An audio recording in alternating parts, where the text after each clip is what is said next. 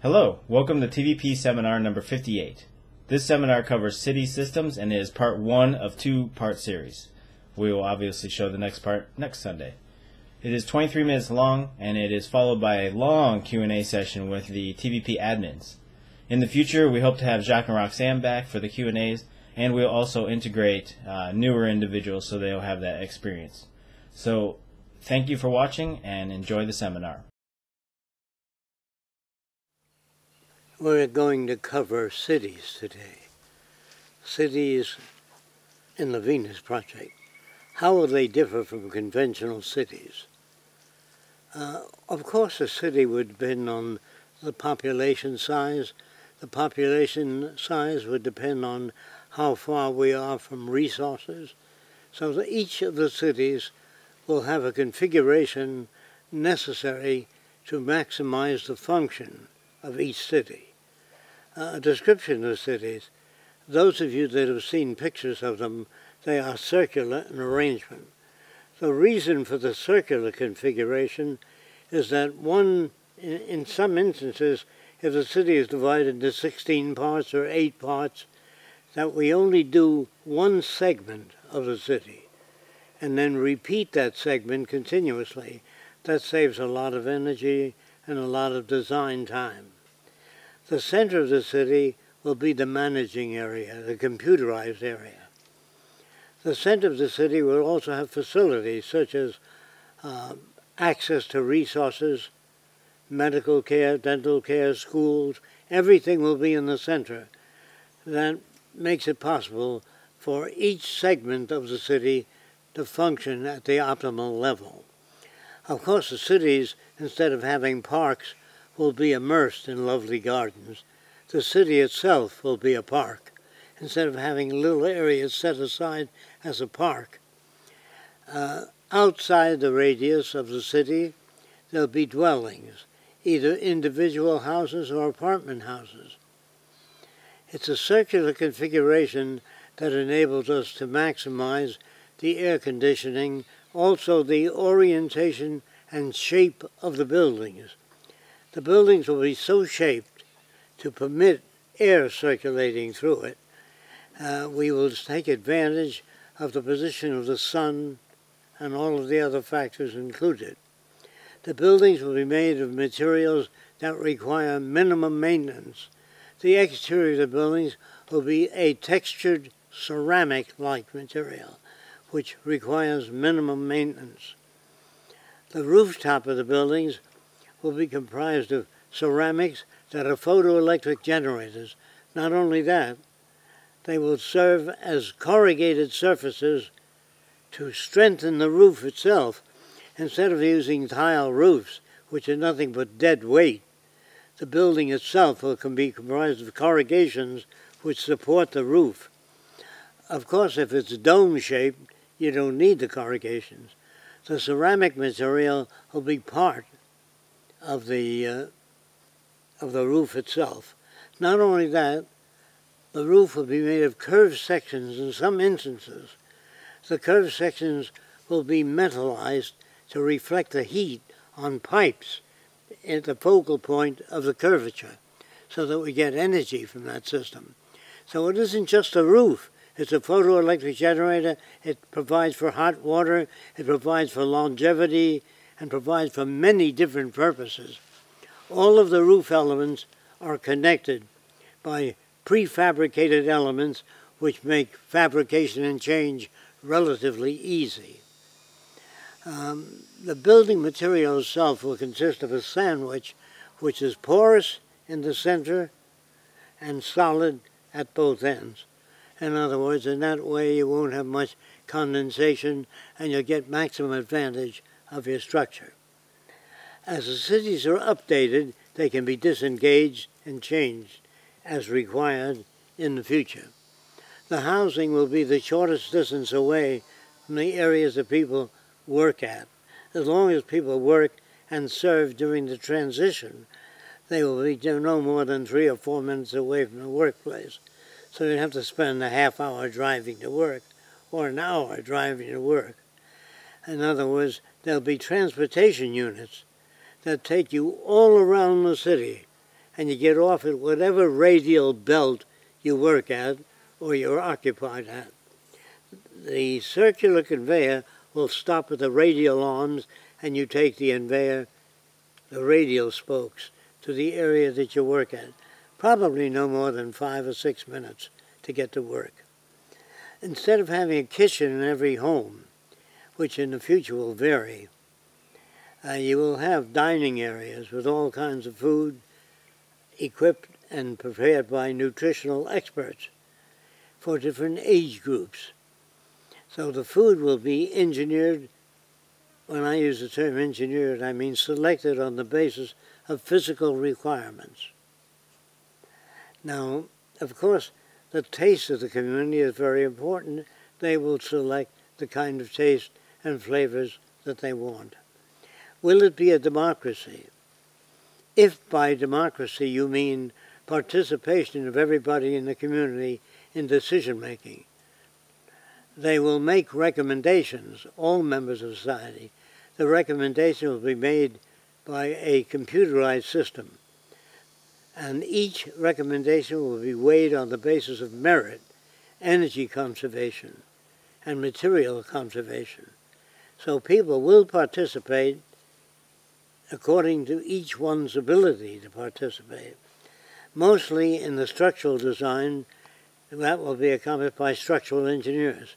In the city design, that will be constructed by time and motion studies to get the maximum to all people. If you just have a bunch of opinions coming in, not based on any studies, I don't think you can get the best results.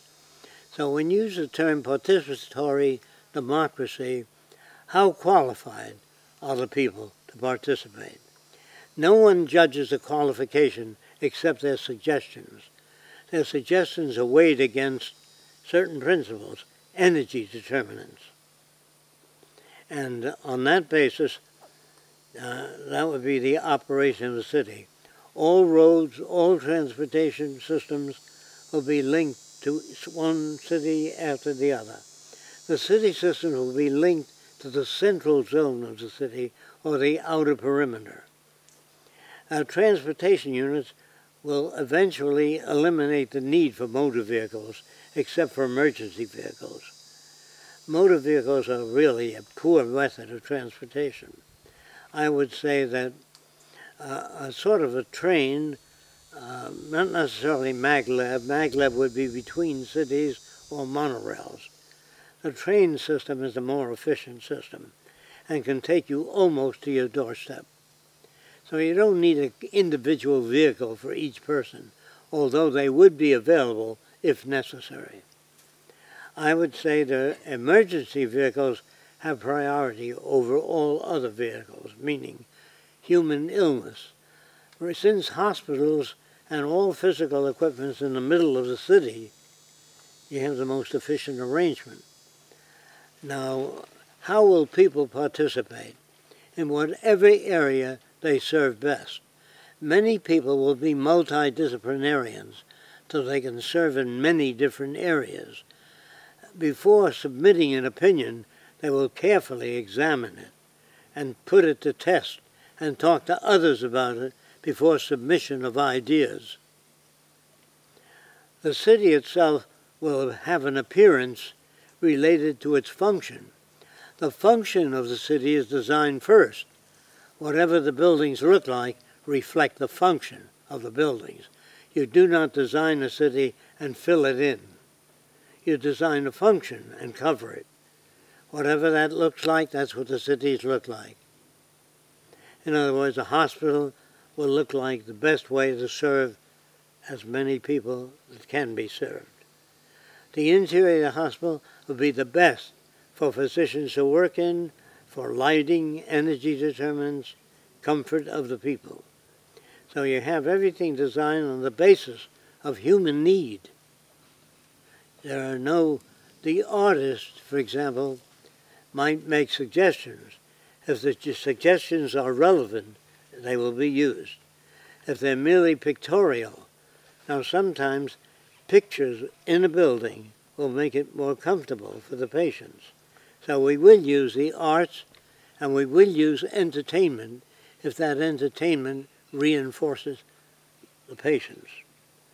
Dietitians will prepare the food for the hospitals and for physical activities, and there will be sufficient design to permit change. Hospital beds and equipment will be designed to minimum the stress and strain on nurses. Instead of lifting a heavyweight person out of bed, in the future I doubt there'd be very many heavy people, but if that condition warrants the installation of new equipment will be designed to move patients from the bed to a carriage to surgery. All of the buildings will be completely fireproof, everything in the building. And what you can do is design electrical circuitry so that in case of failure of any equipment, there's another piece of equipment that can take over. During the transition, meaning from the old monetary system to the new social design, there will be problems. And the problems will be identified as we move along. Once the city is completed, the conduct of human beings will undergo change. Just as you change the environment, it changes the behavior of people. When people have access to the necessities of life without appealing to another person or a group, or what they think is a group that manages, there's no group that manages. There's provisions made for the needs of people, and they're accessible as people demand those things. So you don't have an elitist group. You don't have a control group. You just have technical competence in every area of human function. I would say that, in general, covers cities. How about the roadways and how the city will generate electricity and the agriculture? Well, the agricultural belt will be usually on the outer perimeters. The energy and factories for production to meet the city needs will be in the surrounding areas, the outlying areas. There'll be areas set aside for unique and unusual developments. In other words, the whole city is never complete. There are always areas set aside for innovation. In other words, the city will be a changing thing just as people continue to change. So will the cities, so will the shape of cities, and so will their function. Underneath the roadways will be all of the service functions. But there'll be more shelves in the service functions to receive lasers or whatever other equipment might be installed.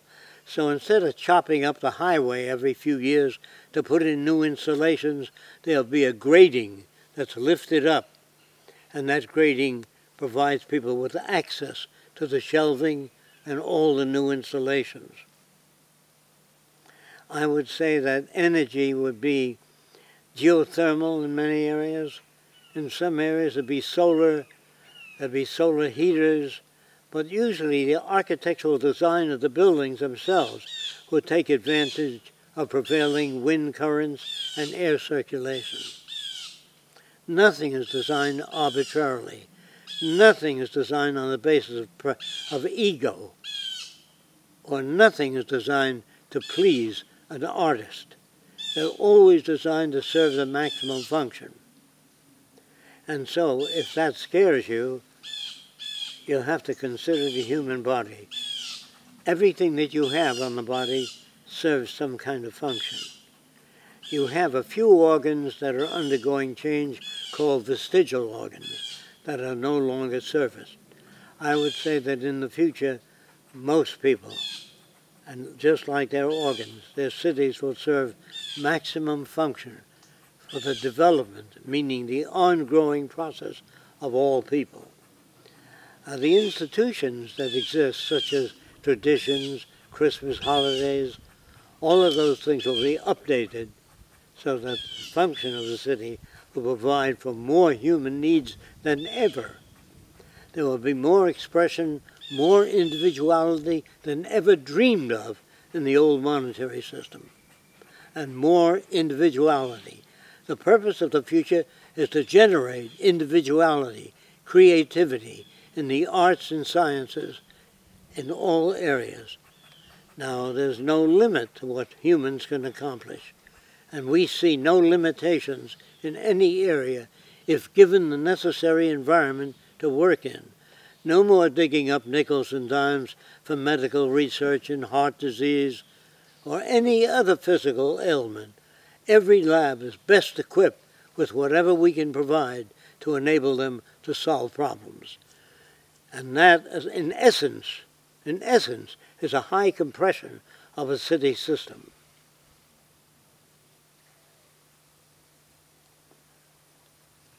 Of course, if you have questions later on, you can arrange questions regarding what I talked about in relation to the city.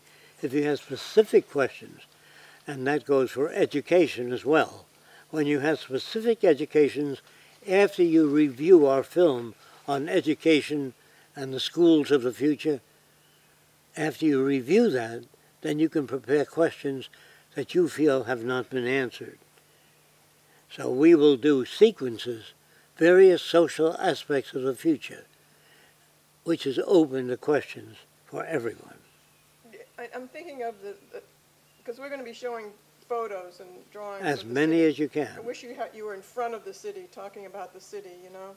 Use whatever shots you can. Do you want to talk about the recreational belt? Because that's... The recreational belt and recreation is based upon moving the human body to maximize its function. In other words, the type of movement, such as swimming, is one of the maximum areas of physical exercise. There are certain aspects of sports that are not good for the human body. So those will be determined, and the type of activity for the future will be based upon studies of physiology and the human body. So I would say that instead of anything where people wrestle and jump on one another and land on top of another person, I would say that would serve no useful function. Of course, we all get used to things. We learn to like bullfights, baseball games, boxing, all of those part of an ancient culture. The culture of the future will consider the human body as the maximum thing to get that to function well. And the type of activities will be that which emphasizes the development of the human body, whether it be gentle movements, whether it be swimming, but there'll be no activities designed for the ego. I would say that would pretty much. Do you want to hit on competition, since you're talking about sports? Well, there's really no competition in the future. There are people sharing ideas as to how to swim and how to get the most movement with the minimum amount of strokes, such as keeping your fingers together, rolling your body with the movements. All of those things will be part of the educational system, how to use the body intelligently. And so that will be an ever-changing process growing alongside of nutrition. And I would say that the reason that there's no need for competition, what there's need for is to learn how to use your body wisely, how to take advantage as you get older so you become less subject to age diseases. I would say all of the subjects of the future will be related, again, to maximizing human function. The reason for competition in the old monetary system evolved as part of social evolution. I would say in the future, the sharing ideas would be the most beneficial for people. Keeping ideas to yourself is part of the self-centered system that we live under today, where we're all looking after our own well-being. In the future, when you look after protection and prevention in the environment, prevention of physical disorders, prevention of plant diseases, and the understanding of the conditions that make things difficult for people. So I would say that, yes, there's some forms of difficulty which are useful for people. There are forms of experience that does require some stress. In other words, learning how to use stress intelligently Keeping it to yourself, you might win competitions, but it doesn't improve the grade of people. Do you understand what I'm saying? Yeah. Now, if you say, well, I like individual development, well, then that person needs additional instruction. You say, do you depend on electricity? Yes. Do you know anything about it? No. There are people that are serving you. You serve people too. The point is, self-serving systems do nothing but degenerate society. Multi-serving systems are beneficial to everybody. If Edison kept the electric light to himself and never explained anything to anybody, it would be all right for Edison, but detrimental to society. The more we share, we open up schools, learn electrical engineering, chemical engineering, for as many people that are interested. But if you just teach one or two people how to operate society, your dependency is dangerous. It's dangerous to depend on highly qualified people. There must be a lot of people that are highly qualified by their performance only. In other words, it's how well you do the job. Now, there are people that cannot perform as well as others due to the energy levels. Their body has a different amount of output. You have to take that into consideration. Nutrition, their lifestyle, whether the guy's girlfriend left him, all those different things. But people will be raised in a psychological environment to understand how to let go, how not to cling to people as if they leave you, that's a decision they make. You have to respect the different decisions that people make due to their background. But keeping your decisions as the prime decisions is dangerous. Only the way I think about things is the right way. There are many different ways to think about things. When you teach children how they learn from environment, how environment shapes behavior, they themselves will begin to compose environments to shape behavior for a specific outcome. Would they be robots-like if you engineer behavior? You're always engineering behavior. When a person goes to church, their behavior is engineered. People's behavior is always controlled. Whether you're a gypsy, an airline pilot, you're always telling your kids, I want you to be a carpenter, I want you to be a teacher, I want you to be a lawyer. That's always controlled. The difference is, in the future, the controls are not arbitrary. They're based upon statistical data and criticism. The society of the future is in a constant state of examination and re-examination so that we don't get stuck on any one set of values. The system is always open to criticism, but the criticism in the future will not be terms like, I don't think it'll work. It'll have to show specifics why things don't work, rather than ego. First one I see is, my brother is a civil engineer. Would you please provide more information about the activism arm of the Venus Project? How do people get involved? What do they do? And what do you need the most? Nice question. I wonder if I could put this on my screen. Yeah. Don't speak too fast, guys. Okay, I'll go for this one then. Then if I miss anything out, people can answer. If your brother is a civil engineer, that'd be wonderful. Get him to sign up on the database. Maybe one of the guys can put the link through, please, to the database, where all the professionals like your brother are signing up, architects and so on.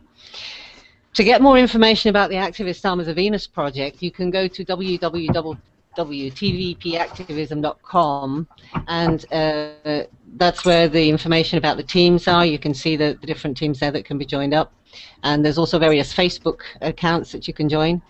That's how you can get involved. You can try and organize meetups in your area. If there's nobody there, if there's people there already, you can find out, meet up with them.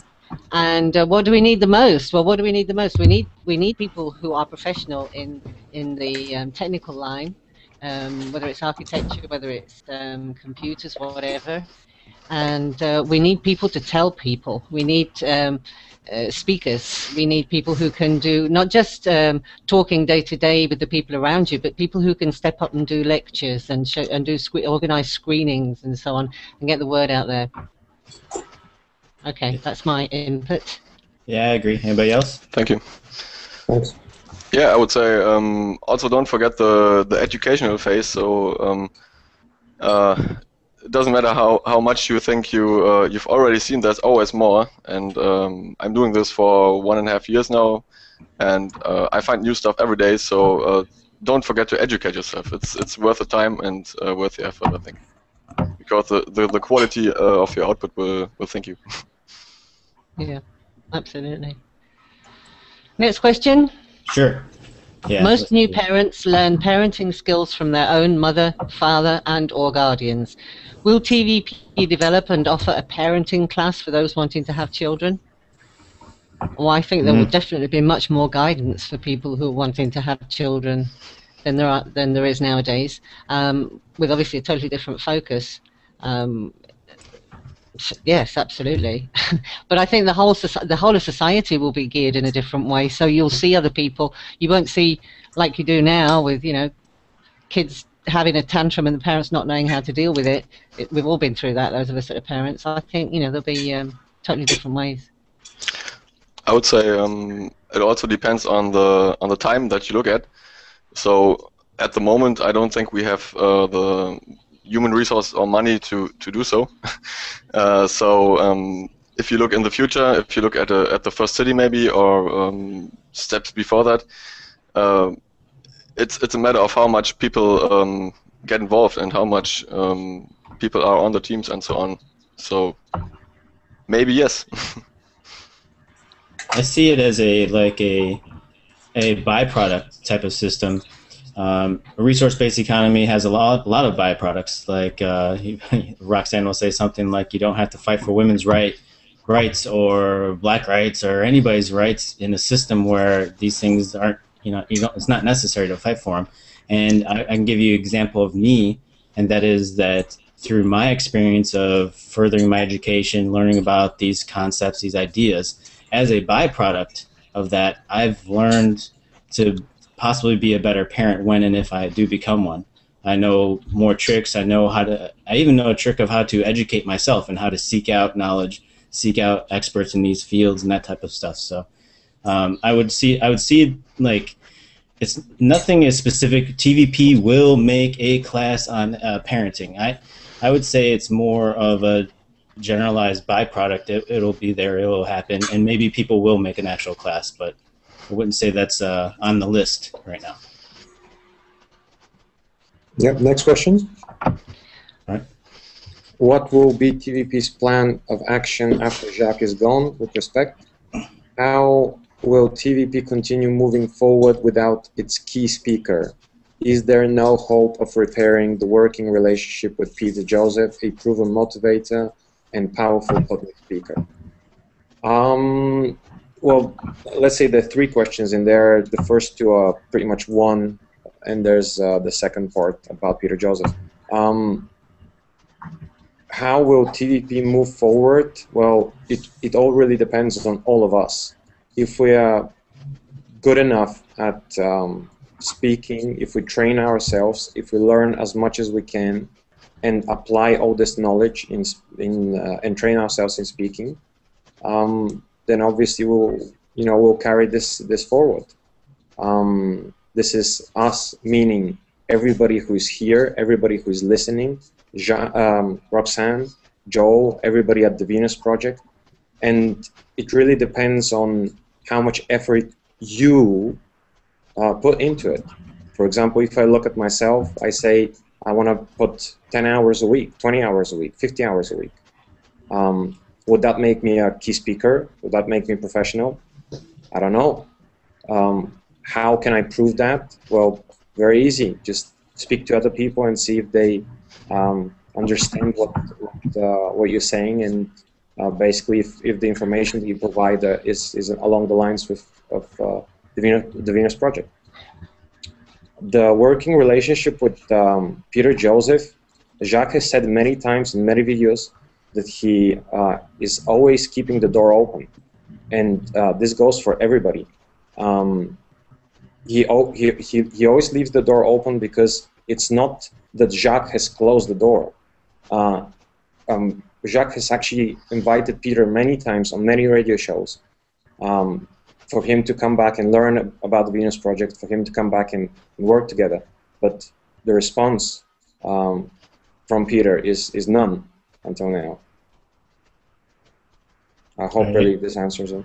Anybody else got anything for this one? Nope. Sounds good. I was going to answer in the fact that it would be repeating of what you said, Philip, and that is like it's us, it's you, it's you, it's you, it's you, it's you, it's you. It really is. I mean, I will tell you one of my driving goals is that question. What are we going to do? What are we going to do now? What are we going to do 5 years from now, from 10 years from now? And the answer always, for me, comes back to education. I have to educate the crap out of myself, and I have to try to help each other of us to educate ourselves. And that's the answer. We have to do that because we have to make ourselves that capable. I'm not interested in making myself into Jacques, but I am interested in making myself as effective as he is. I'll try. In speaking about these ideas and getting them into other people's heads. That's really the core of it. All right, next one.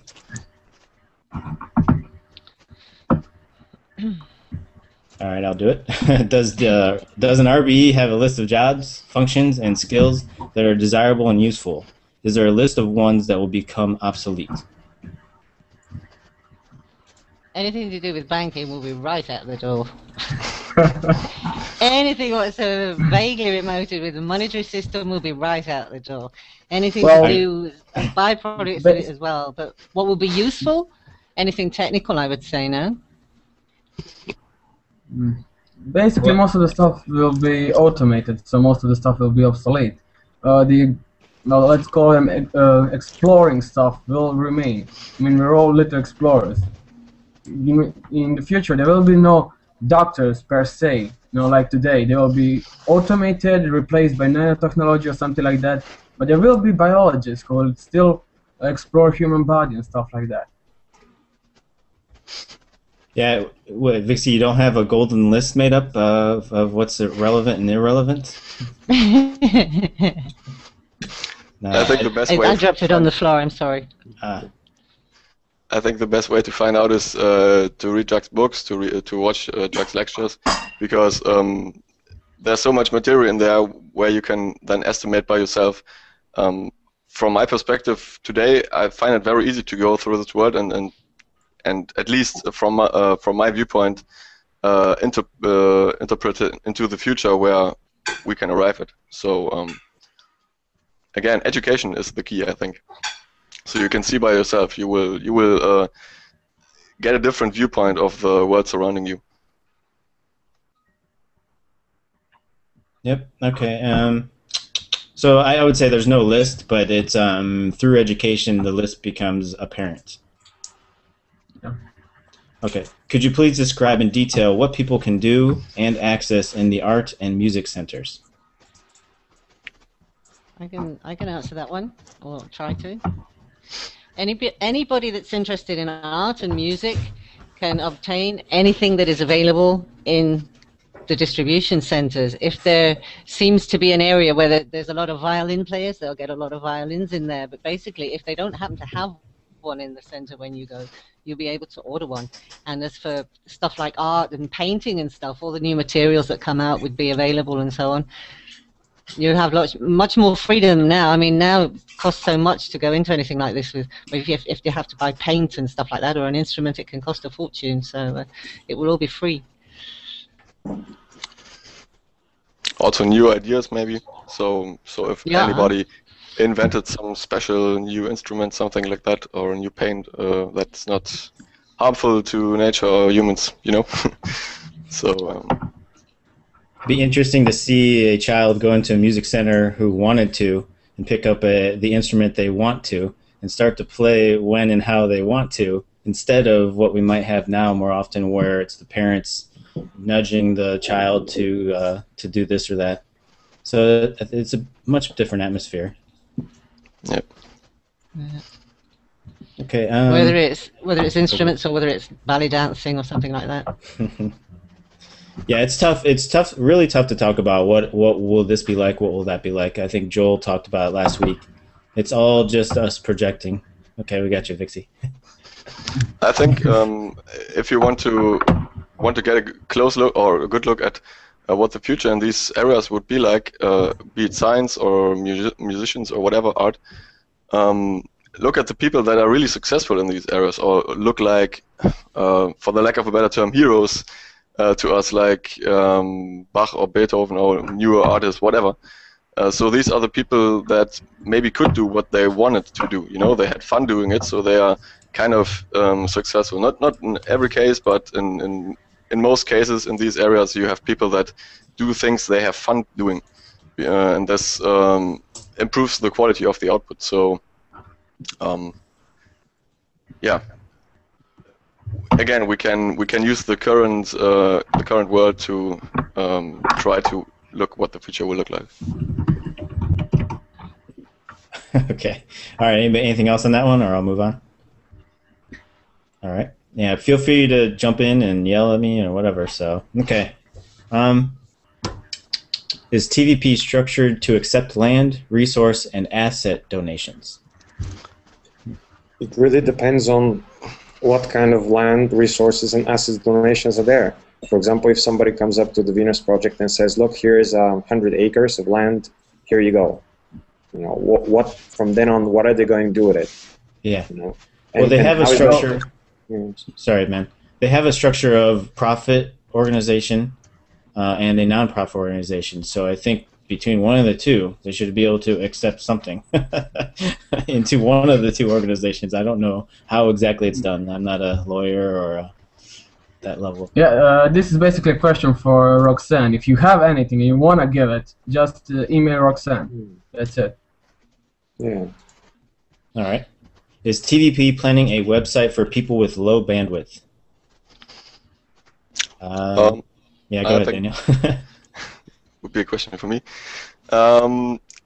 Yes, kind of. We are improving the current website as far as we can. There will be a new version coming up soon, and further improvements coming up then later. So expect a much better working version than the current one. We know there are lots of problems, and we are doing our best to solve them. Yeah, I call it right now, the website you see is version 2.0. Prior to Andrew rebuilding it last year, well, what, almost 2 years now? 2 years, yeah. Wow. 2 years. Yeah, two years ago, he rebuilt it completely. That was 1.0, so now we're on 2.0. 3.0 is about to come out. It's beautiful. The pictures generally are smaller, so they should load a little bit faster and smoother. And then the 4.0 website is already in the works, being begun. And then after that, it's 5.0 and 6.0. So it's always in an improving environment, basically. Okay, next one. Most people have directed to this website, label it as socialism, communism, or Marxism, and those are considered anti-American concepts. How will TVP gain a favorable view in the public? I think by showing. Sorry. Basically information. I mean, those people probably don't have enough information. That's why they call it isms. The main difference between all of this and RBE is there is no money in RBE. Try pointing that out. For example, no social stratifications, no elitism in any kind. So these are things that all these other systems still have in their structure. Usually an ism is applied to something so a person can quickly categorize what an idea or concept is fast inside their brain, so it's easy. Well, resource-based economy is not easy, and so therefore an ism cannot be applied to it, and it's never been done before. Yes, there are some similarities to something like communism if you have a base level understanding of what communism is, but no, it's not communism. Did you have something, Philip? Sorry about that. No, I just wanted to say that it's these isms are based on labor intensive production, And not only that, you know, there's a key element here, and that is in all of the systems there is an elitist class. There is no ism or system that's being proposed that somehow presents itself as for absolutely everybody. You know, there's always a class on the top which governs and makes decisions and stuff like that. This, I think, it's, you know, it's a very important element because, you know, as Jacques has said many times, the Venus Project, you are your own governing body. You know, you decide what to do with yourself for the next, I don't know, 50, 60, 80 years, however long you have to live. In all isms, you still have a ruling class. Yeah, stratification. Yeah. All right. So next one.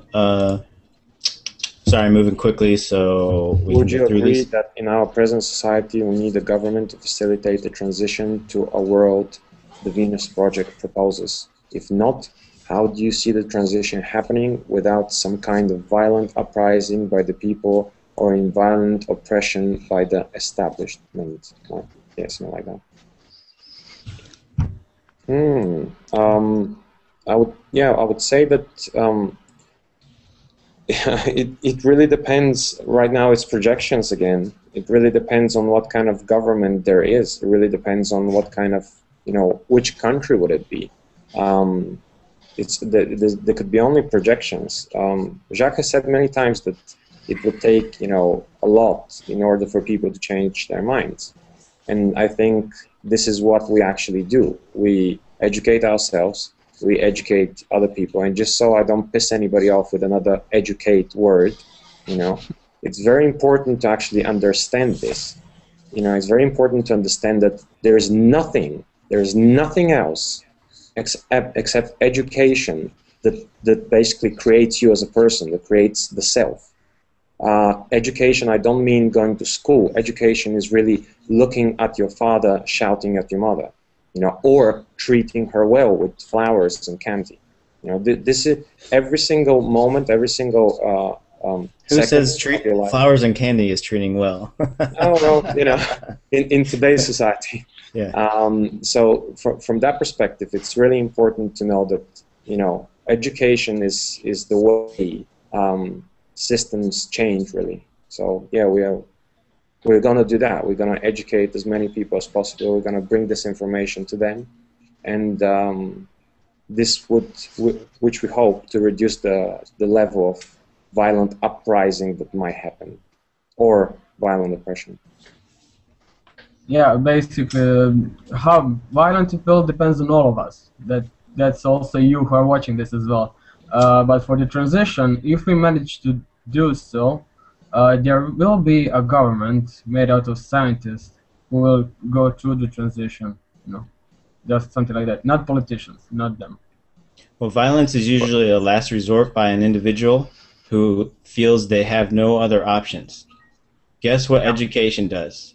It teaches you that you have more options. Therefore, logical deduction leads back to education, even in this one. I think it's also important to understand that it's not possible in the end to really educate everyone around us. So there might be people that just need too long to change, so that the system that we try to create will emerge before they are ready. Or in another case, the system they live in now will crush before they are ready to change. And so it's doubtful if they get this information before this happens. And I think the only thing that we can do in the end, besides of giving people information, is building this thing. And this is what Jack and Roxanne are aiming at, and we're all aiming at. They are in Russia right now, so yeah. There's someone who is a potential investor for the first city, and this is, like Jack always says, the physical referent is very important. So we have to create a at best working example of this system for the time that the other system crumbles down. So I think this is the end goal for the first phase of a resource-based economy. All right, so yeah, we've got to move a little bit faster if we want to get through the questions. Yeah, we do. All We right, do. like the Myron said. Okay, are there code compliant Are there buildings? code? Go ahead. Go ahead. Okay. Are there code compliant building plans that showcase advanced features in a TVP dwelling? I don't know. Sean, do you know? Or shame Joel's not here. Oh, Yeah, I'm he's here. Oh, Can you- hi. Hi, can you hear me? Yeah. Yes. Okay. Yeah, I did. Yeah, you can't really answer that question until you say which code, because the building codes are different everywhere. So they have some plans that are for particular codes that have to do with this area, but I mean, they vary wildly. So that's impossible to answer, just like it's impossible to answer the question that we get a lot, which is, how much will it cost to build your city? I mean, they actually ask that question, such a simple-minded kind of thing. You can't, there's so many variables, how can you answer a question like that? In fact, you'd have to pay to do a study and get a lot of information that would cost a lot of dough to even get an estimate on a city for a certain size of people. And depending on whether the land is flat, you know, how close it is to certain infrastructures, can't really be done in a simple, there's no, you know, boom, this is it. Also, technology is changing, Good. so things improve every day, every week, every year. So I think Jack did well in leaving some things open in his plans, so he could adapt to the newest technology. So I think there's no need. There was no need for him to detailed plan every nut and bolt, and I think he did in some cases, but not in every case. So that would be a waste of time, because everything is changing and it would be obsolete next year. He's got a lot of plans that are mapped out in blueprints that he really doesn't show to anybody. I've seen them, and a few other people have seen them, but for the most part, many of the drawings and the blueprints that he has are kept pretty quiet for obvious reasons.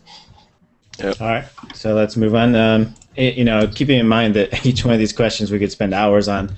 So if you want further information, you know, feel free to ask it again next week. Email admin@thevenusproject.com. And keep in mind, Ask underneath this video. Go ahead. and keep in mind too, these aren't official answers. This isn't the Venus Project answering these. None of us are official representatives of the Venus Project. We're just people that are doing our best to, with what we know, answer questions that in some cases are either unanswerable, or we may not answer it as John would, which is Exactly. the Venus Project. So just Yes, thank you for that. Forgot about that part. All right, so do you and Daryl Oster, the CEO of ET3 Maglev Trains, have an understanding in which the Venus Project would be allowed to use his technology in a sample city, or is that not possible as long as money exists? I don't understand the question. Maglev trains that Jacques has, you know, demonstrated in some of the city designs. Is it restricted to this person who has ownership over it, or is there something worked out? Are you talking about ET3? Yes. No, that's a different. It's a completely different type of technology for maglev trains. That Jacques has a different idea.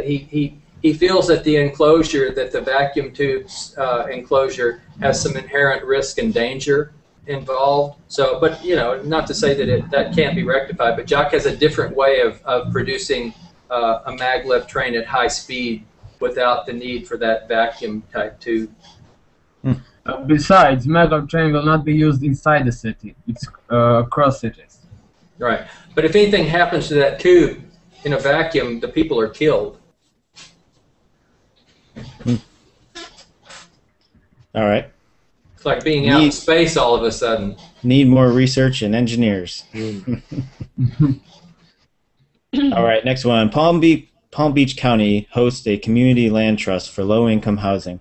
Could TVP submit housing and infrastructure plans for that CLT or another showing the benefits of developing communities according to RBE strategies? Usually the answer to these types of questions is yes, but we're maxed at resources. You know, for example, every minute of the day, Jacques and Roxanne are busy. Joel is busy every minute of the day with whatever they're working on.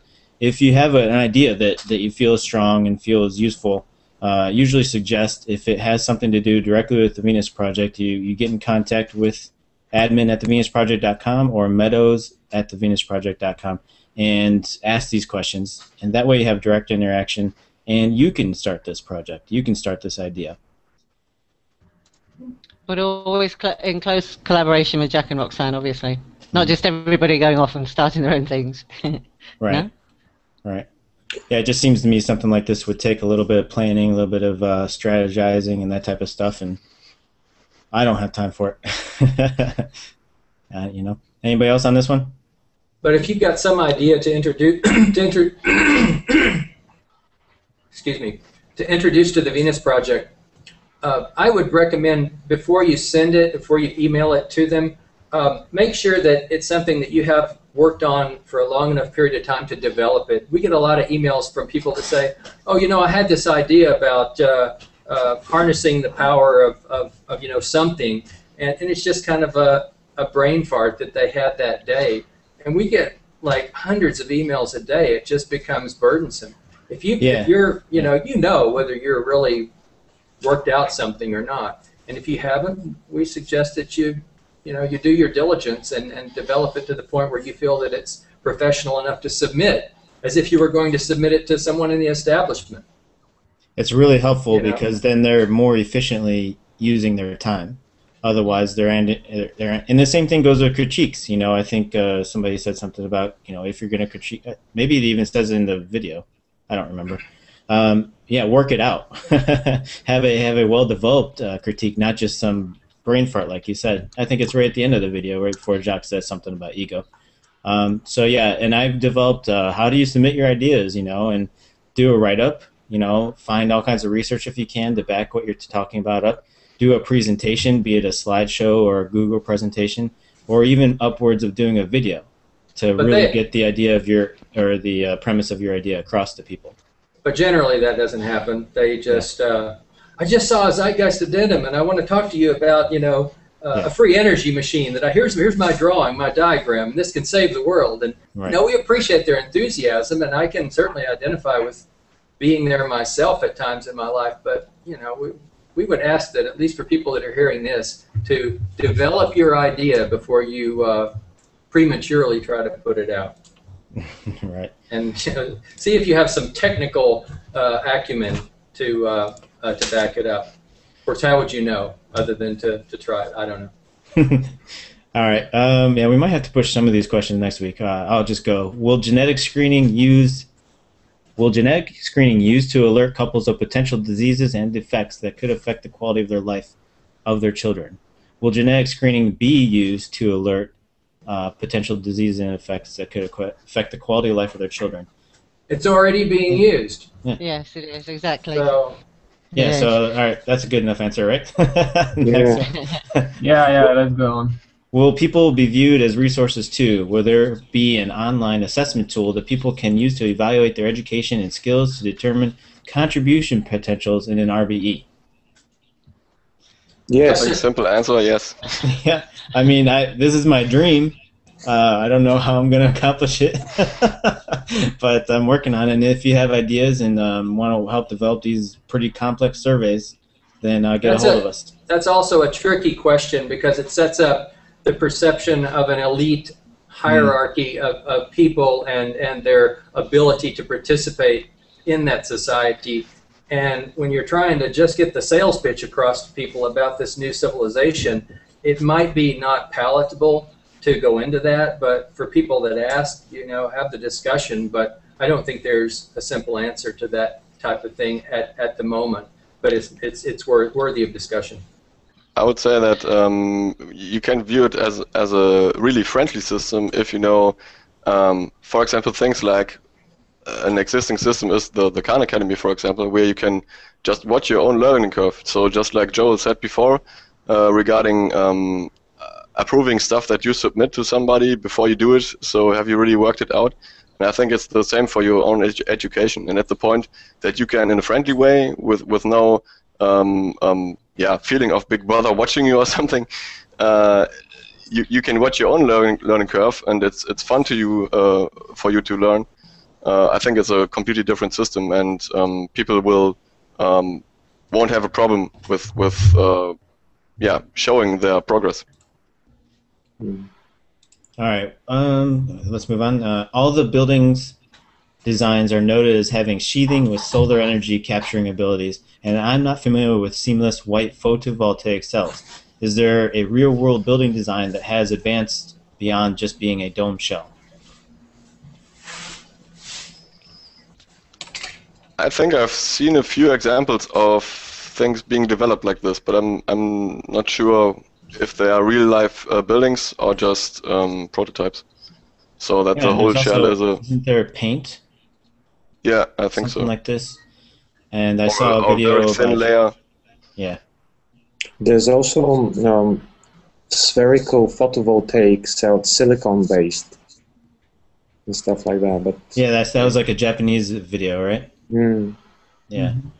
So I mean, it's really just taking what is current and saying, "Wow, this looks to be a really strong possibility of the future."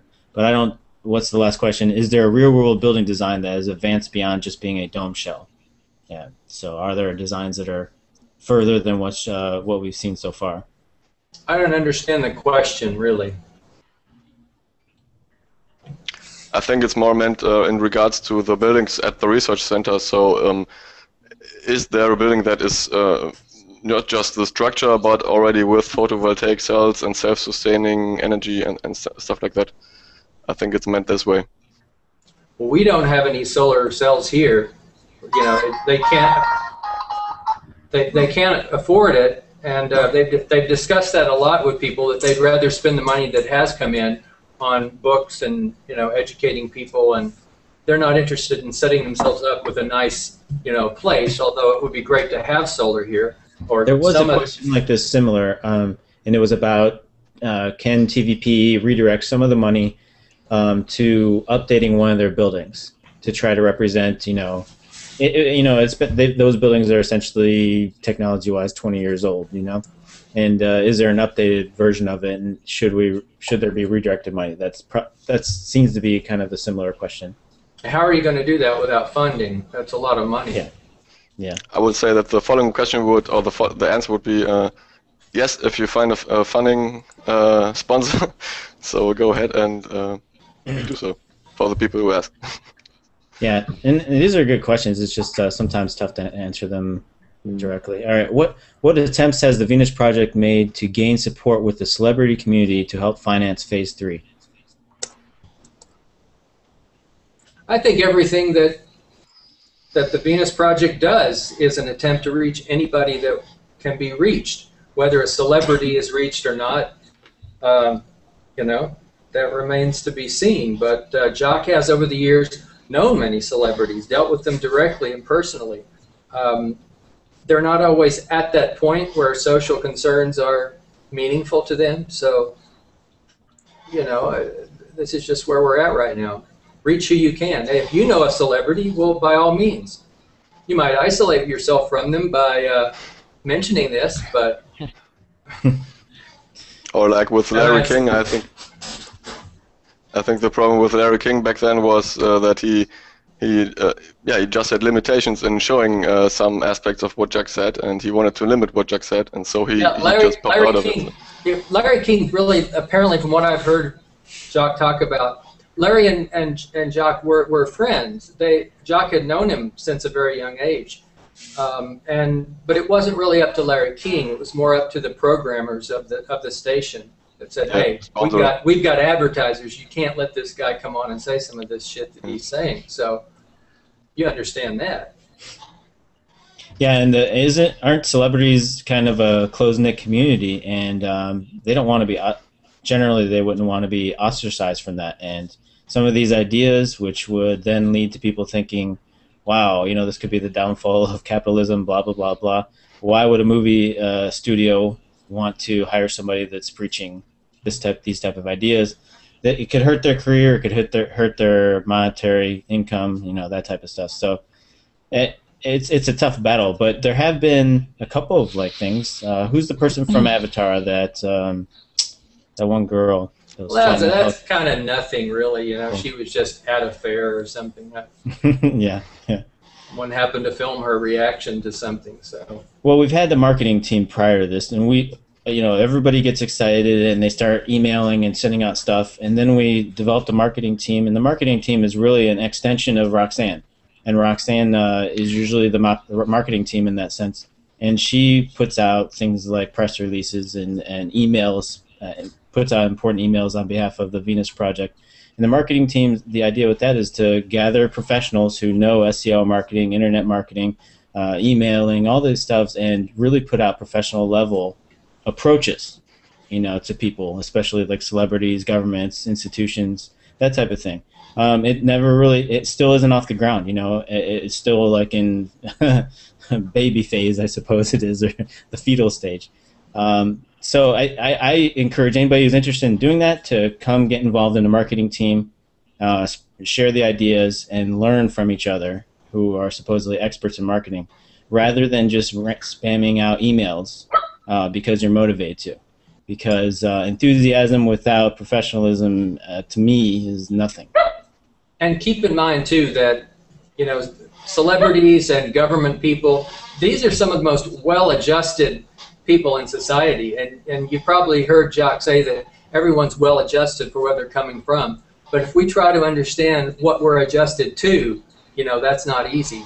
There's a lot of challenges in understanding and communicating this system that the Venus Project talks about, because these ideas are so foreign to most people that they just won't accept it, or if they did consider it, how it might hurt them. They're conditioned in many ways towards total simplicity. And so, which you might think would make them easier to manipulate, but it isn't necessarily the case, because you're coming at them dismissing nearly all their values, so fuck you. So you have to come at it in a gradual way. It isn't a tactical thing where you just win over an argument and get them over. But if you understand about behaviorism, it should help you in seeing how they're operating under the influence of actually much different propaganda than what we are. So, good luck. Okay. Anybody else got anything? Somebody else said one time that most people are just pissed because they get it presented in a way so they think it's not their own idea. So, just as a closing comment.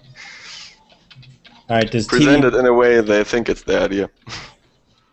Kind of a similar question. Does TVP have plans to market their vision to young people in schools, primary, secondary, or university level?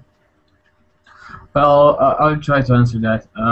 Basically, activism teams can help out here. Here in Croatia, I'm trying to do some stuff on the university, but also in the kindergartens as well. So you can do some projects yourselves.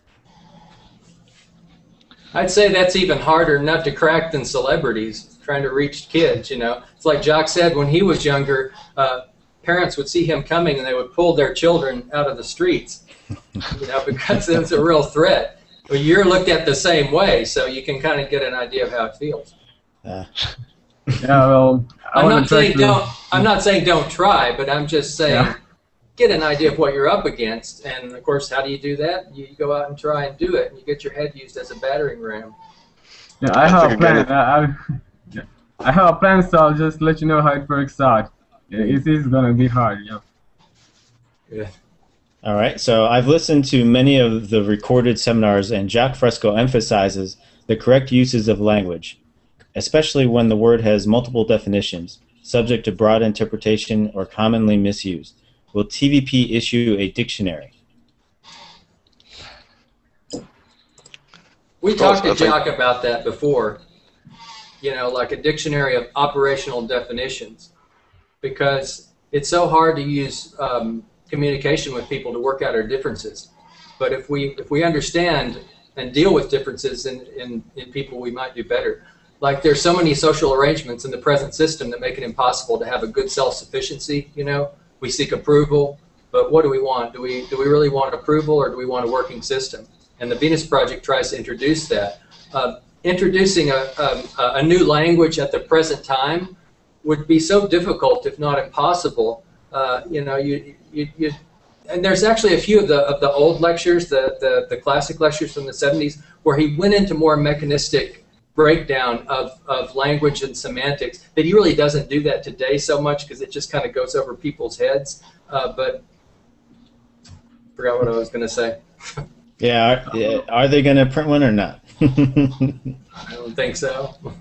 Well, Jacques usually says that we had to use New York type of language because it has less semantics. I'm not sure that we're gonna do a new one. Just use a newer language, if you know what I mean.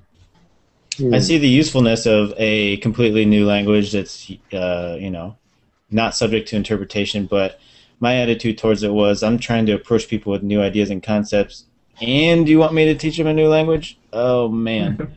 So I just kind of like left that one off for now. Well, we already have a language like that.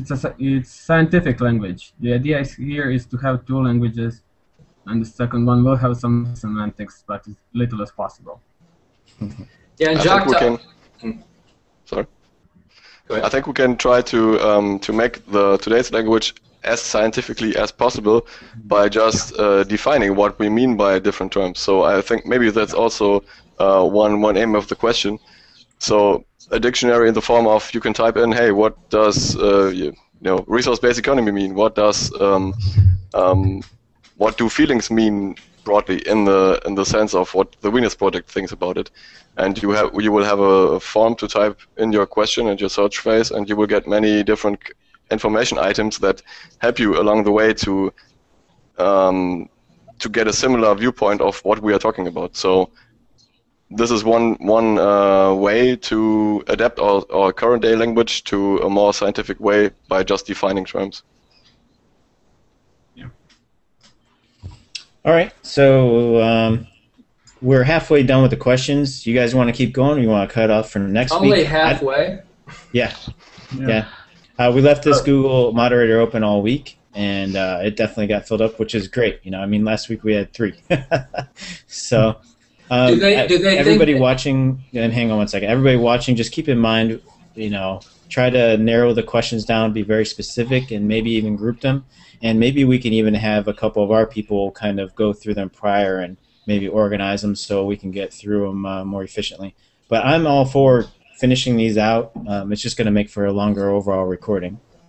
That's fine by me, but can I say something? That's fine by me, but these people are all aware that Jacques and Roxanne are not necessarily answering these. So yeah, you know, if as long as they accept these answers from us schmoes, then that's well, cool. That's another thing. And then another thing, we want to get when Jacques and Rox can't come back or when they're not busy, want to get them to be one of these people, and this will replace their role as what they were doing in the seminar before. And not only that, but take out 2 or 3 people here, including myself, and add in newer people, you know, people who want to develop themselves as speakers, people who want to practice, who want to sit in the same room with Jacques and Roxanne and try to attempt to answer these questions. And that should have some really good feedback and really quick, really fast learning about these subjects too. All right, so everybody good with keep going? Yeah, maybe we can move it real quick and make it snappy. All righty. So that we finish. Keep it short and sweet. Yes. Okay, phase 3 and 4. I've listened to many. Okay, as phase 3 and 4 will not be possible without mobilization from the people, do you foresee sometime in the future when TVP will call for massive numbers of people to mobilize in some fashion? If not, how do you expect anything to move forward? Absolutely, Jacques talks about that all the time during the transition. That's when you have to when the collapse happens. Is when you have your mobilization. You don't do it through Bolshevik revolution, you know. Not to diminish that was a great thing, but you know, we are under the pressure of waiting, unfortunately, for the system, for the biosocial pressures, as Jacques calls it, to come good, for us to be able to do something. Until then, we're in the educational phase, which is really, in some ways, one of the most important phases that there is. If people don't understand this very well, they'll put their own old kind of stuff into it, which happens every day. Yeah. This is why we have the scientific database. So when it starts happening, we're gonna call all of them. Yeah, 90% of them will say, "What, that shit? Oh, I signed that 20 years ago. Yeah. I'm running a successful business now, dude." Selling domes. All right, well, let's move on. And just stop me if you have something really good to say. All right, are there any of the blueprints created by Jacques, such as Sustainable Homes, a dome, available for purchase on to the general public? I can quickly answer that. No, they're not. They're not in the home building business. They get a lot of requests. But if you're interested in a dome and you just want to build one today, you can contact a place called Monolithic Domes in Italy, Texas, and that's who they refer it to. And they're not There's also interested a company in to the west of Orlando, I think, on that major highway doing some. I was going to check them out and see what they're up to. Right. Okay, is TVP aware of Walt Disney's original concept, keying in on this one, for Epcot and its remarkable similarity to TVP city design? Yes, but it's not that similar if you really look into it. And Jacques did go to meet with Disney back in the 50s, I think he said it was. I just did some research on this one, and I was trying to correlate when Jacques was in that area, when Walt Disney did that presentation, which was mid-'60s. And before that, in the 50s, Jacques was becoming known, and he was doing lectures all around, and he also met with Disney before Epcot design, before Walt Disney made that. So I'm not saying it's a one-to-one correlation. I'm saying that Jacques did take drawings. He did take drawings into him, but they came out and said, "Look, we're not interested." Right. And I answered this on a YouTube question before. They're making a claim that Jacques stole ideas from Disney, and I said, "Ooh, okay." So I went in and tried to research the timeline. Who said that?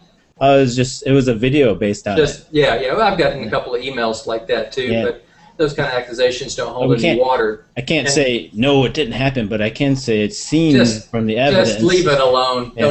Don't even write them back, I would say, because if you really look into it, there's Epcot. Yeah, if you want to, but Epcot is, from everything I understand about it, it's a commercial venture. There's not an overarching social plan in the way that Jacques has set this up. So it was a person trying to diminish Jacques' ideas by basing it on that he stole it directly from somebody else, and I was just trying to address they always do that. Yeah. They always like to do that. But and I also went on to follow on that Disney still continues to call TVP and attempt to get them involved in and obviously it's for making money. They want to take new ideas, and that's probably their business plan. Find innovative ideas, put it into work, and get people to come and pay money. Period. Yeah, I think it's probably an interesting place to go. I haven't been there. I'd like to go and check it out and see it firsthand. But from everything I've read about it, it is a commercial venture. So, and it has to be to exist in this society. So, within a monetary system, people are currently paid to perform services and tasks no one wants to do.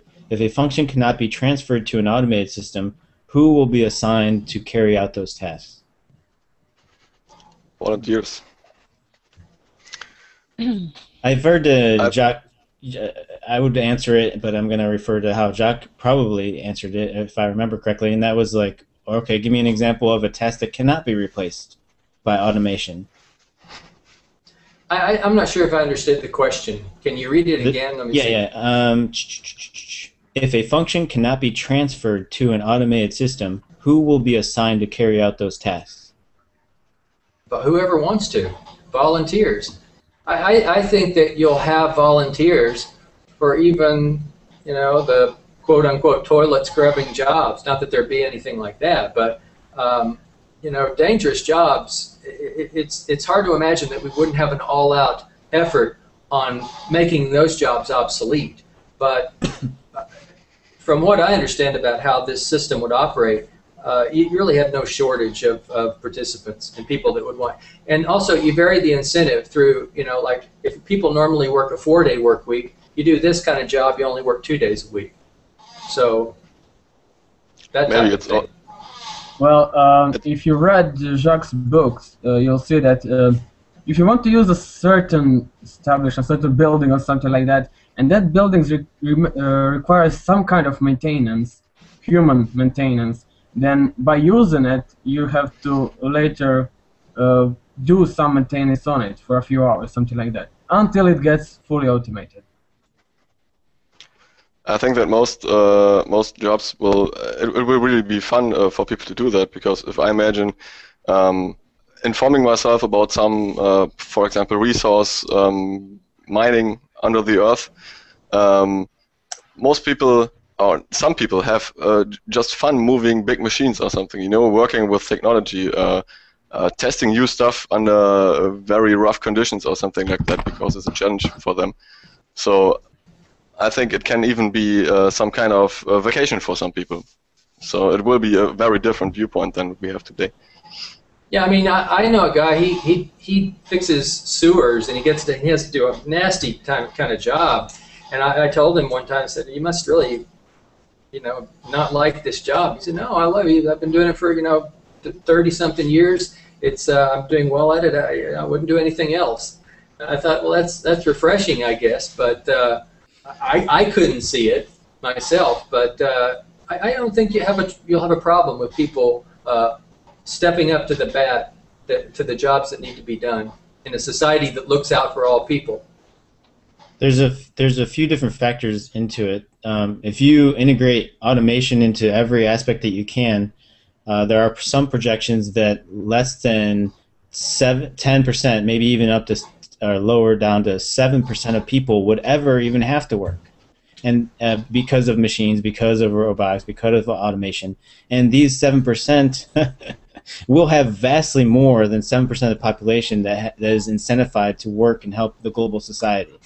And right now, even in the worst situation, one of the worst situations possible in America, when every day we're inundated with 10,000 mass marketing bullshit to make you feel bad, to make you consume, to make you go to work, to make you do this, we still find time, 26% of us actually, more than a quarter of the population, to volunteer many hours per week. So we already have the workforce in the volunteer now in this society when it's completely selfish. What about in the future when you don't even have to, and you're incentivized to really help yourself and help the entire planet? And in helping the entire planet, you are going to be helping yourself. So that's not going to be an issue, is my point. Totally agree. All right, next one? Yep. Okay. Can TVP develop kiosk exhibits for museums, libraries, malls, and schools to educate and demonstrate the concepts and benefits of a resource-based economy? Yes, as long as there is funding for it. Sure, find us a library or establishment that'll put that kiosk in, and I'm sure it can be done.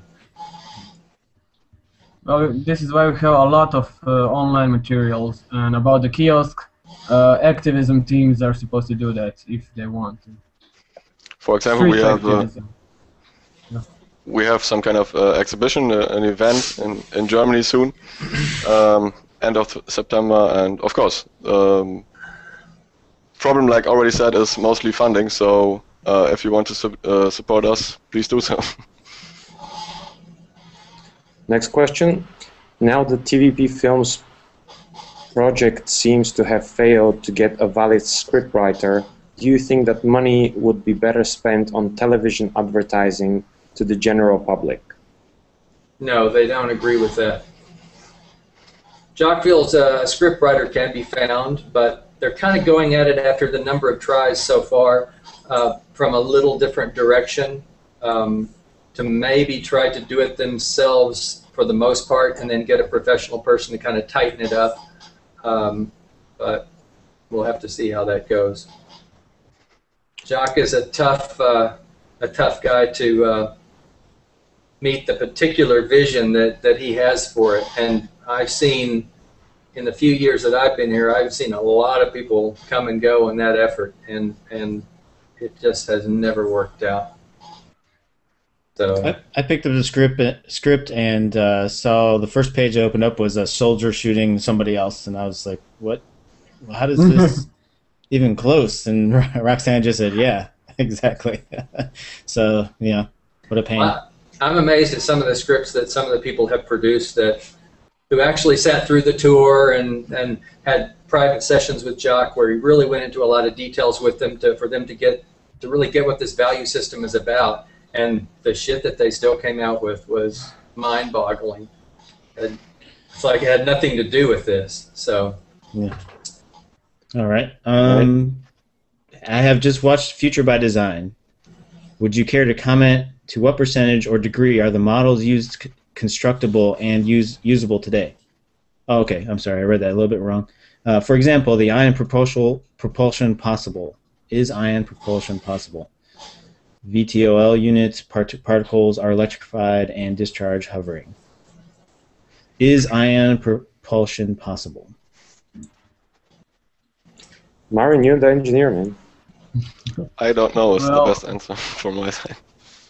most of the stuff are already designed and, well, they can be built tomorrow per se, but I'm not sure about that specifically. Just That's a Google question for Jack. or Google it. See what you come up with. Yeah. Well, there'll be I 1,000 think answers of yes and 5,000 answers of no or something like that on Google. Exactly. So, don't know. I think there are also other ways to hover something, and maybe we can do it a different way if it doesn't work. Yeah, it's probably a projection technology Jacques was using for an example of what could be, not of what is. No, he talked. I heard him speak about it one time, and he really feels it's doable. I think he even maybe built some. You know, what Jacques would usually do when he worked for the aircraft industry was to actually build working models, which were smaller scale models, and but then building it at a large scale is sometimes not economic. That was in the 40s and 50s, right?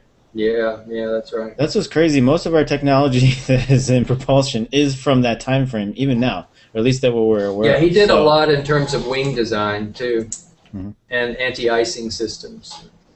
All right. Is there currently a recommended order for watching the videos on your website? In other words, would watching certain videos in a particular order serve to better relay TVP ideas? Philip, Philip. You have a list, don't you? Well, yeah, but you know, it's very.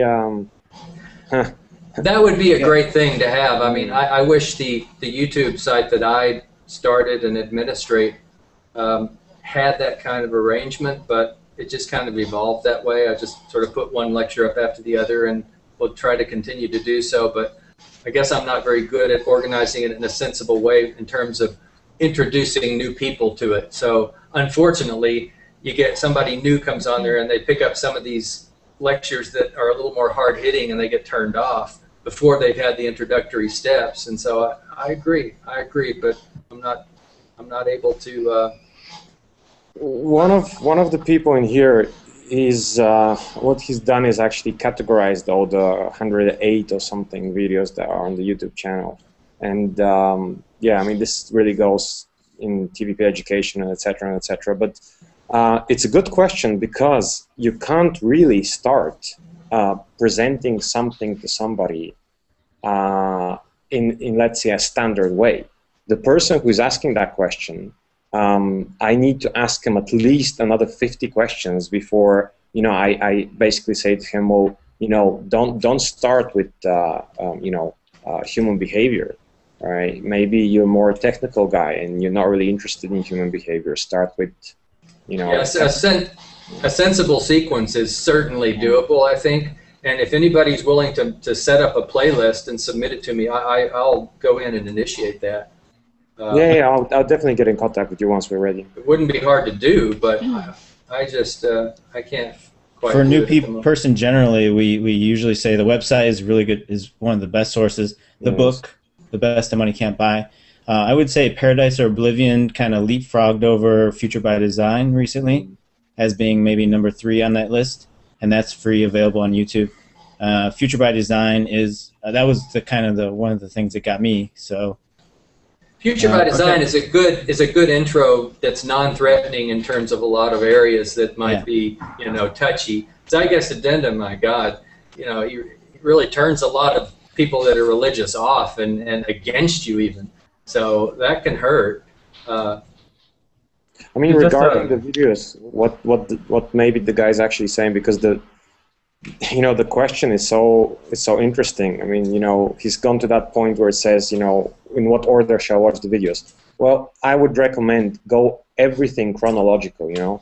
Go from the oldest stuff and come to the newest stuff, because it's much easier and much better. You could actually follow Jacques' progress, you know. So yeah, go with the oldest stuff, start with that, then move yourself up.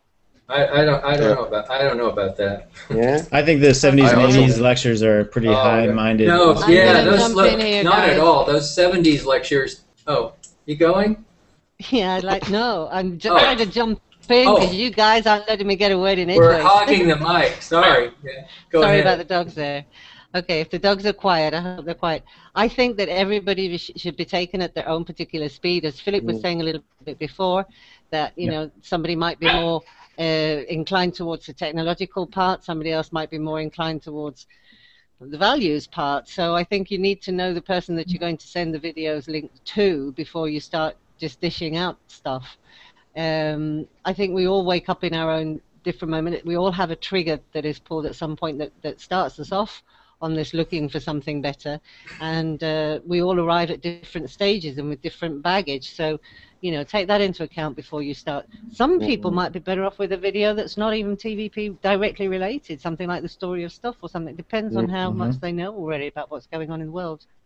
That's what I Yeah, think. exactly. So, for instance, I don't even start with TVP material usually. I start with the economics first. That's something that anyone can understand. Everyone can see that stuff are going to hell, basically. So one of the movies is the American Dream. It's a cartoon. It's very funny. I usually give that stuff to people as well. One thing that I would like. Sorry. No, I was just going to say, the 70s lectures, you have to also realize that this was a group of people that came every week, like 3 times a week to hear Jock talk. So he didn't do introductory shows that often unless a new person showed up. And so most of those, he went into depth of, you know, way beyond the norm and hard mechanistic kind of thing, which really turns a lot of people off. I don't recommend that they check those out initially at all. I highly recommend against it, actually. But once you're into this a bit, you read the book, check it out. Yeah, absolutely. Yeah. All right, we have about 12 questions left and about 15 minutes to do them. So, just one thing, maybe for the educational area, I will try to introduce to implement this into the 4.0 version. So, into the future, we will have it on the website in a very nice way. So you will have predefined sequences, and you have the opportunity to do it on the freeway and so on. So just a little bit of patience in this direction. Yeah. Okay, gotcha. What are TVP's plans for promoting grassroots fundraisers to help gain financial support from world communities? Well, there's an event coming up in, I think it's Arizona when they get back. I think they leave towards the end of September. I think that's a fundraiser type of event, but I'm not real clear on the setup and the arrangement. But I think they're always open to it, and if promoters contact them and set something up, they would do it. But it's not something that they're spending a lot of time, you know, doing that I'm aware of. All right. Next question. Would you agree with actions? Would you agree that actions speak louder than words?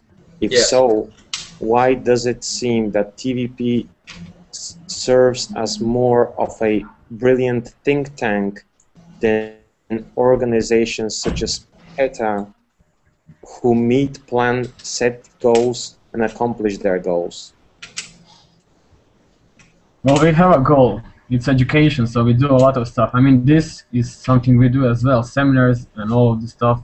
And basically, there are a lot of activism teams that do some stuff against stuff in their countries. People in Ukraine and Russia are doing a very good job, and there's a festival coming up in a few days in Slovenia, for instance, a 4-day festival with non-government organizations. They're going to be there as well.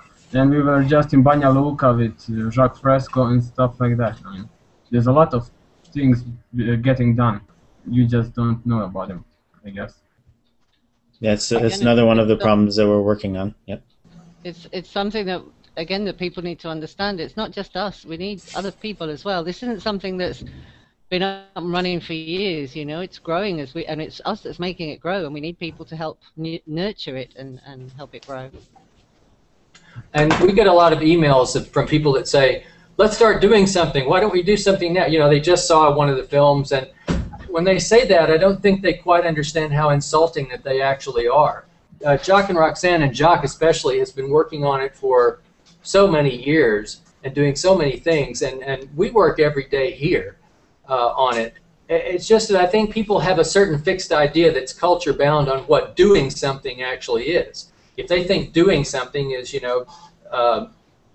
working for a charity, feeding people in a soup kitchen, that's great. We don't criticize patchwork, what the Venus Project calls patchwork solutions, as being an unworthy pursuit. It's just not what the Venus Project is about, because the Venus Project looks at and tries to make people understand the total situation that's causing the quandary that we're in, and tries to address, when the time comes, what needs to be done to really make a fundamental change that would make all of those other types of setups unnecessary.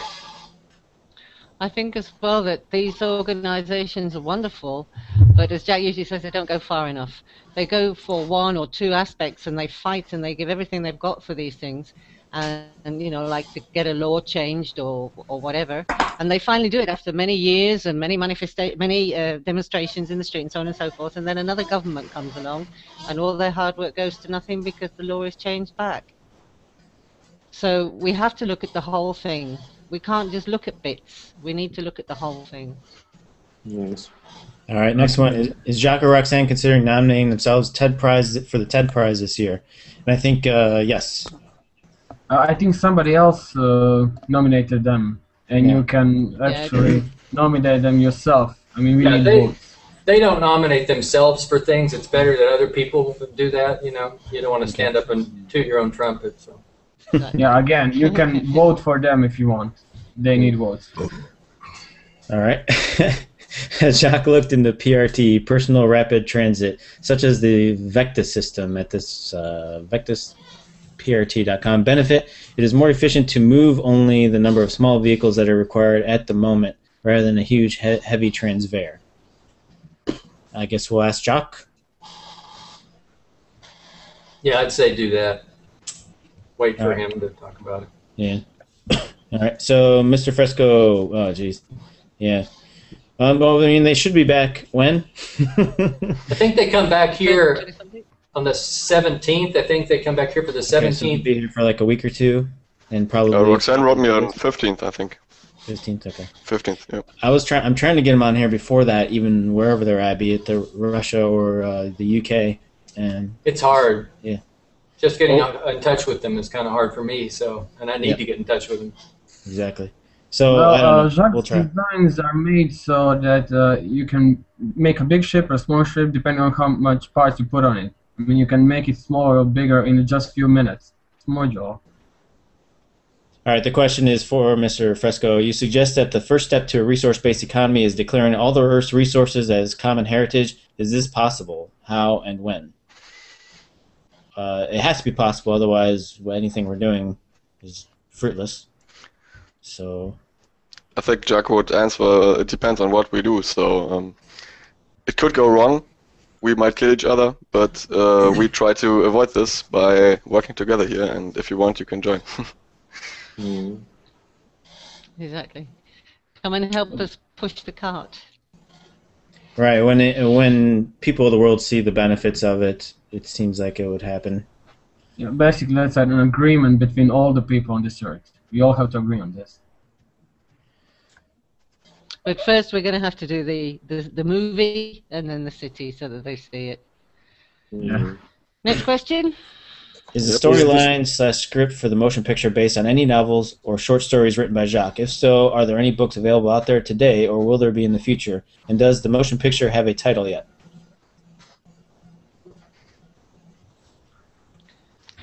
Well, the motion picture, when I've heard it referred to, they usually call it And the World Will Be One. I think that's still flexible. and the storyline script for the motion picture isn't fixed yet. So the basic storyline is, but whether it's that title or not, I don't know if that's been kind of solidified or not. No, exactly. I've heard Jack say that, but whether it's going to actually be that in the end, it's not. It's all very plastic still, isn't it? Very versatile, the idea. I think to also answer the parts of the questions, I think yes, the story. Correct me if I'm wrong, but the story is by Jack and Roxanne maybe too. And there are books today. For example, of course, the known ones, "The Best That Money Can Buy," "Designing the Future," and Joel, help me. What's the name of this children's book that was published some time ago? The Rings of Venus. Ah, yeah. So, and I don't know if there's maybe additional books or stuff that was published under the direction of Jack or helped by Jack or something like this. Do you know anything? I'm not sure. I'm not sure if I understand. The question was: are there additional books or whatever publications similar to the Rings of Venus that were Similar published? to the, I mean, that's a children's book. I don't know if there's. Are they asking are there other children's books? No, just books about the Venus Project, resource-based economy, stuff like that. Well, they can read Looking Forward, which is Jack's old book that he co-wrote with Ken Keyes in 1967, which is kind of interesting. It's got this sort of weird, fictional story kind of Designing the Future and Future by Design, they all contain partial aspects of it, and in some cases many really good details. But I would highly recommend Looking Forward to anybody who likes this kind of stuff. Yeah, you really get a feel of how it's gonna look. Looking Forward is a great book. Yeah. Would Tony Benn's 5 questions to ask of power relate to an individual or group of influence in RBE? Tony Benn's 5 questions, I don't know it. What power have you got? Where did you get it from? In whose interest do you use it? To whom are you accountable? How do we get rid of you? All right, so this is, first of all, I'm not familiar with Tony Benn's, but it seems like yeah, I don't know about this question right now. Well, the question really actually asks, would Tony Benn's 5 questions, where is it? Influence, yeah, exactly. Relate to an individual or group in RBE? Well, actually, no, because basically he's actually asking the 5 questions. The 5 questions are right below the first sentence. And no, they wouldn't, because, what power have you got? Where did you get it from? In whose interest do you use it? All of these are relevant questions. These are questions from today's point of view. No, there wouldn't be, it would make no sense to ask such a question in RB simply because it's not power that really manages the system. It's more of scientific principles. It's like somebody's idealistic democracy, and that's where these questions come from. Maybe. Tony Benn was a British Prime Minister. Is it him they're referring to? Because I'm Googling here and there's something about Tony Benn. Maybe. All right. Next question. Jacques, I saw a partial video clip of you speaking at what appears to be university audience, and you were speaking about the pain of cucumber. Could you please explain what you mean by, quote, I used to be a vegetarian, end quote, and provide more info about the pain matter, question mark. He's talking about a book he read by a guy called Chandragarta Bose, I think, called Response in the Living and Non-Living. If you go into Get Involved and look under the reading list, I think you can actually you can just read it as a PDF file right there. It's a pretty well documented book in the way that he did his research, and he got, a lot of recognition and awards for it. But it's on the book list. Would love to put me into the similarities and differences between Islam and the Venus Project. Have you done any comparisons between these ideologies, Islam and the Venus Project? What's there to compare? Yeah, this is a strange question. I wouldn't even look at the Venus Project as an ideology. I think it's a method of working out something that is continuously being tested, so it can change. And Islam is something fixed. It's like ism, you know. I can't think of too many things that would be more opposite than using science to using, that type of thing. Belief. Exactly. Yeah, this is science comparing to religion. I really don't know what to answer on this one.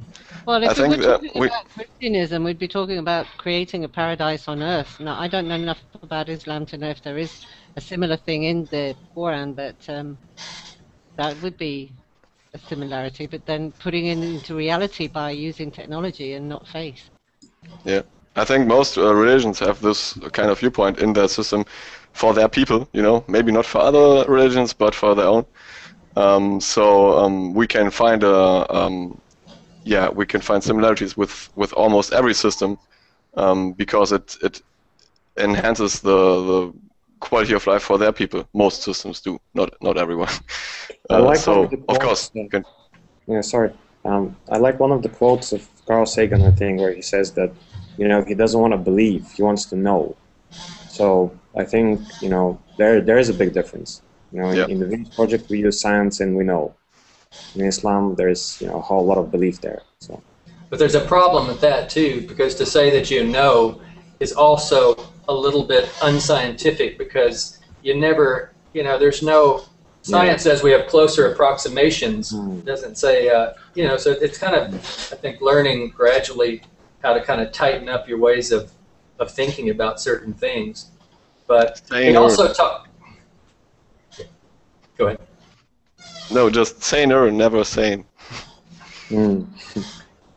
Well, Jacques usually finds some similarities between religions and stuff. When they ask him, what do you think about Christianity, he said it's a good idea. When do we put it to work, into practice? So basically, there's probably some stuff in Islam that are, good ideas, but you probably don't know how to get them to work. Yeah, that's what I meant by... If you're dealing with Islamic people on a daily basis, or if you're trying to present to them or speak to them or create media to speak with them, you want to take into account, their background, their ideology, their culture, their language. And if you're trying to present them with the Venus Project, you probably would want to match up some similarities. And I don't really think that that's that hard. So, if you're trying to do that, then yeah, it's pretty easy to find some similarities as far as, treating each other well, being respectful. You can find all kinds of correlations. I'm not saying they are similar. I'm saying you could find similarities and use them in your presentation. It's not too tough. Yeah, probably. Okay. And the last question. And we must have some. We must have some admiration in some of those countries, because when I check out the demographics for the videos on YouTube, there's always hits in in Iran and in Saudi Arabia, and it's interesting. Do you think that TVP has a lack of practical strategies available for people to follow? In other words, how is the Venus Project providing transitional steps for people who are not overly intelligent? What do they mean by overly intelligent? Yeah. Not intelligent, or there? Yeah, I mean, we can go into the philosophy and science of intelligence and all that stuff, but I mean, I just attribute to, do you have the tools to understand this stuff or not? And if you don't, let's find ways to give you those tools, and that's how I deal with it.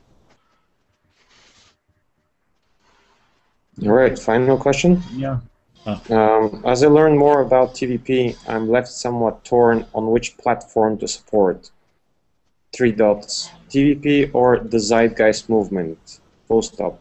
Both TVP and TZM have brilliant ideas, and I find myself agreeing with both. Full stop. Why should I commit to getting behind TVP rather than TZM? Question mark.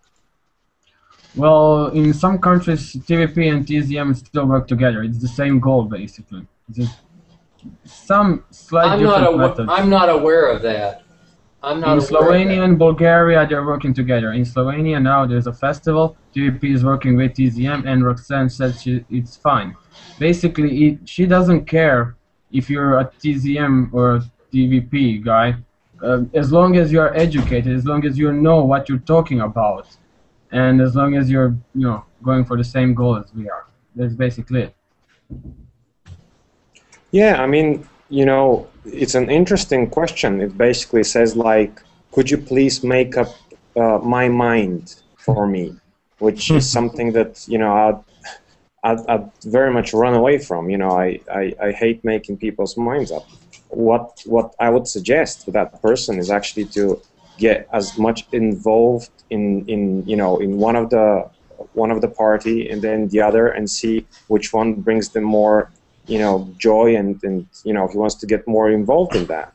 There are many people who say like, oh well, TVP doesn't have any realistic plans to achieve what it proposes because it doesn't involve the general population, and etc. and etc. Some people say, well, TZM doesn't really have any plans at all, it's just spreading the message, and etc. Well, don't listen to people, find out for yourself. And I just recommend that people really learn what the Venus Project is about, study it well, and then look at the Zeitgeist movement, and I think you'll see where the really significant information came from. It's obvious to me, but maybe other people feel better working within the Zeitgeist movement and not with the Venus Project. But it's not really something for the Venus Project to be concerned about. We do the best we can and try to educate people here. From my experience, currently the Zeitgeist movement is a much more generalized and open format, and I'm not saying there's anything wrong with that. And from my experience, in Venus Project is a little bit more specific and focused on detail. And that might be just my perception, though. But that's what I get out of it. I think there's a reason why Jock has set it up in such a way that it's pretty tight, and it kind of has to be, especially when you start talking to people and you realize where they're at, where they're coming from, even if they've been, if they're a PhD in something and within the establishment, there are so many ways of thinking about things that are culture bound and establishment bound and are kind of really hard to get over. So when you come in and you want to participate in some organization, you tend to bring that with you, and it's not that you have plenty of good information perhaps to bring in, but it's just there's just so many things to go into that there's no simple answer to that question. Well, I can give just my example to finish this off. I joined the TVP and not TZM because I think I can learn more from Jacques, but maybe I'm wrong. This is just my opinion. I think they're into a lot of, from what I could be wrong, but I have seen a lot of things about where they do a lot of open source type of stuff, which the Venus Project is not, that doesn't have anything to do with the Venus Project. So just consider. If we go much into it, there's so much difference in terms of, in some respects, even actually following structures of today's society. What is an eco village? What is that? You're going to have 70-80% of your time, cropping tomatoes and cucumbers. This isn't a resource-based economy. So, in some aspects there's a lot of similarity, but the whole conversation starts going, philosophical, when it's like, who invented that, who started first, etc., etc.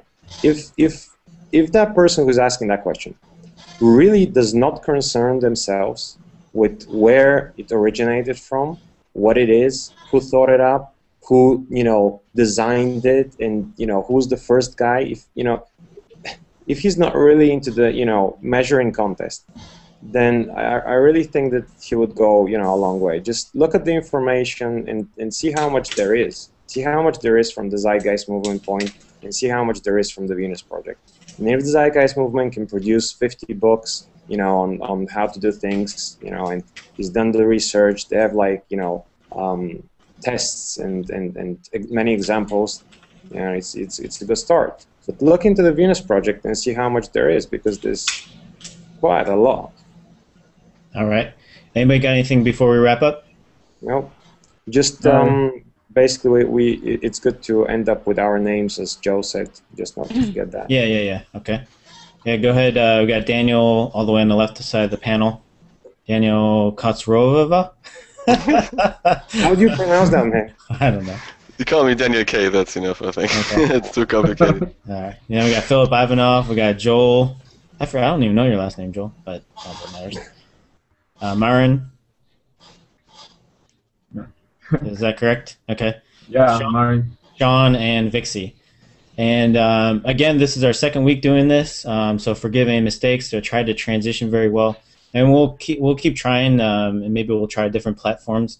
I don't know how sustainable this is, but this should be an improvement over last week's, be it because the beginning was video also. And I would like to announce, like, anytime after these types of things, some of us, or if not all of us, should transfer over to TeamSpeak, so there can be some interaction with whoever has been watching. And plus, we can get some activity going on in TeamSpeak and more specific questions answered and all that fun stuff. So anyways, we got 5 minutes until the support meeting, which is also on TeamSpeak. So thank you guys for coming and helping with this. And thank you guys for watching. And we will see you next week.